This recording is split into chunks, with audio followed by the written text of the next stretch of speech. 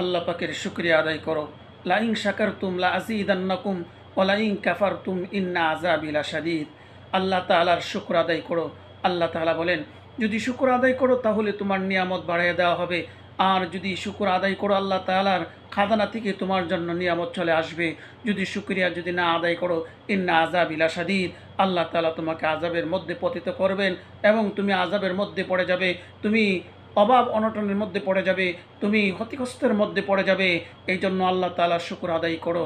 কেননা যিনি তোমাকে সৃষ্টি করেছেন, যিনি তোমার সৃষ্টিকর্তা, যিনি তোমার পালনকর্তা, যিনি তোমার রিজিকদাতা, যিনি তোমাকে রিজিক দিয়েছেন, তোমাকে নিয়ামত দিয়েছেন, ওই নিয়ামতের শুকর আল্লাহ তাআলার দরবারে শুকরিয়া আদায় করো। আল্লাহ তোমাকে সুস্থ রেখেছে, আল্লাহ তোমাকে দুনিয়ার মধ্যে ভালো রেখেছে, আল্লাহ তাআলা তোমাকে দুনিয়ার মধ্যেই সব কিছু দিয়েছেন। এই জন্য শুকর আদায় করো আমার আল্লাহর দরবারে।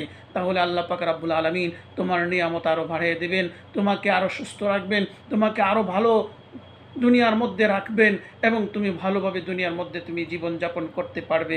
এই জন্য আল্লাহর শুকর আদায় করো। কেননা যিনি মহান, যিনি সত্তা, যিনি আল্লাহ আমাকে আপনাকে সুস্থ রেখেছেন, এটা আল্লাহ তাআলার বড় নিয়ামত। বান্দা তুমি বোঝো না, যখনই তুমি অসুস্থ হয়ে পড়ো তখনই তোমার জ্ঞান ফিরে আসে, তখনই তুমি বোঝো যে সুস্থ থাকাটা আল্লাহ তাআলার যে কত বড় নিয়ামত।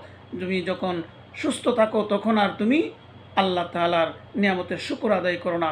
যখনই অসুস্থ হয়ে পড়ো তখনই আল্লাহ তাআলার কাছে কান্নাকাটি করতে শুরু করো, আল্লাহ তুমি বাঁচাও, আল্লাহ তুমি মাফ করো। আল্লাহর কাছে বলো, হে বান্দা, হুঁশ থাকতে আল্লাহর কাছে ক্ষমা চাও, হুঁশ থাকতে আল্লাহর নিয়ামতের শুকর আদায় করো। তাহলে আল্লাহ তাআলা তোমাকে সব রকমের বিপদ আপদ থেকে আল্লাহ তাআলা হেফাজত করিবেন।